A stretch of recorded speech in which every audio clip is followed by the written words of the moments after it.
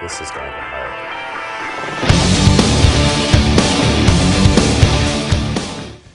My name is Matt Fraser. I'm a Londoner. I was born in London. I live there now. My hands are because my mum took thalidomide. And I spend my time performing as an actor, as a sideshow artist, as a cabaret guy, as a burlesquer, all those kind of things. I've managed to turn what was originally maybe seemed as negative into the positive thing about my life. It wasn't that Matt had short arms that attracted me to him, as it was his face. He had a hand dealt to him by God that he just is gonna live life to the fullest anyway. Well, by the time I was 17, I was pretty unruly. I wasn't true to myself. I hadn't really accepted my own disability. I was kind of in denial.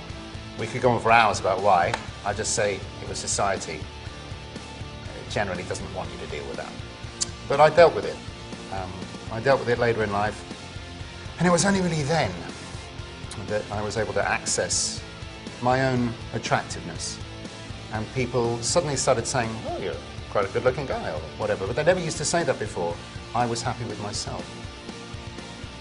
For me, the word freak is a very complicated word. I think I've reclaimed it. I think initially it probably was a very negative thing. I mean, if you look at the actual structure of the word, it just means outlandishly different, rare, and all those things. And I am. I think I'm beautiful, and I like my difference. To me, freak is just somebody who's different, who performs their difference. I get a little pissed, frankly, at the way the media treats different people, because if we could have control over our own imagery, everything would be very different. I think it's terrible for young people to grow up in a world where they have to aspire to looking like some model when, you know, just take a look at the model. Not the person individual, I'm not having a go at them, but the airbrushing and all the perfecting and the falsifying that goes on. I mean, how is that useful or helpful to any of us? I just don't get it. It's something I have to kick against my whole life, because under those definitions, I'm one ugly mofo, you know, and I don't feel ugly.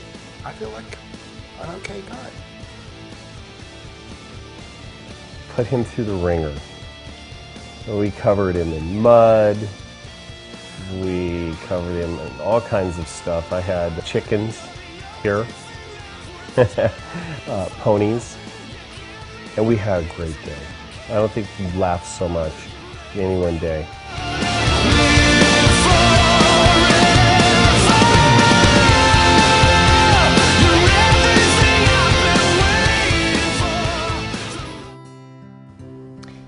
After my amputation, and I don't even like to use the word amputation because I hate labels. I hate, not that I hate being called an amputee, I just hate labels.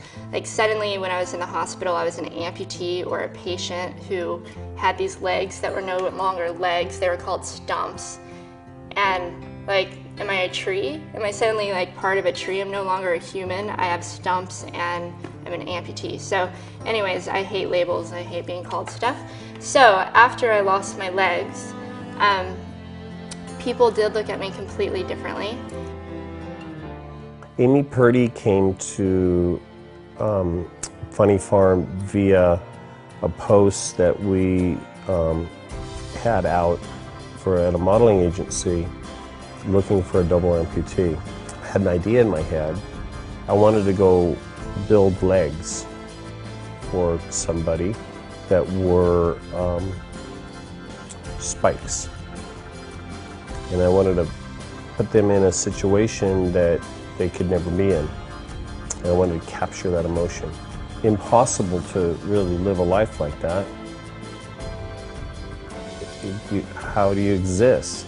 You don't fit into society. Everything's too sharp. When Nikki asked me to do this project, I was absolutely all for it because I love challenging people's ideas of beauty and what they think is beautiful. There's a whole level of beauty that I think some people have more of that comes from the inside.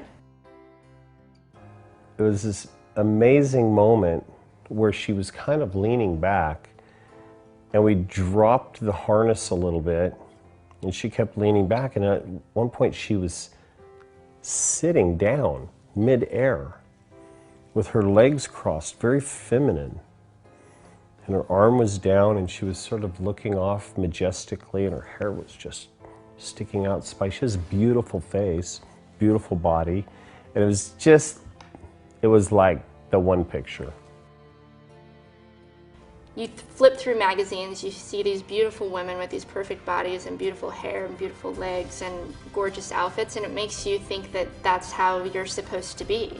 And if you're not that, then you're not beautiful, or you're not, I don't know, important somehow. And I knew that this was going to be a powerful photo shoot, and I knew that this was going to kind of challenge people and have people think about this person in this photo. If anything, I've gone on to do more than most people who have legs, and I've been able to experience more than most people who've had legs.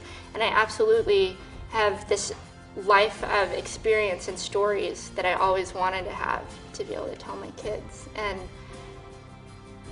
I think I've seen life in a completely different way than I ever would have seen it if this didn't happen to me. The hardest part about shooting Amy was that she wouldn't stop smiling. She was so happy and so grateful. It's such an inspiration. I've been waiting for someone like you.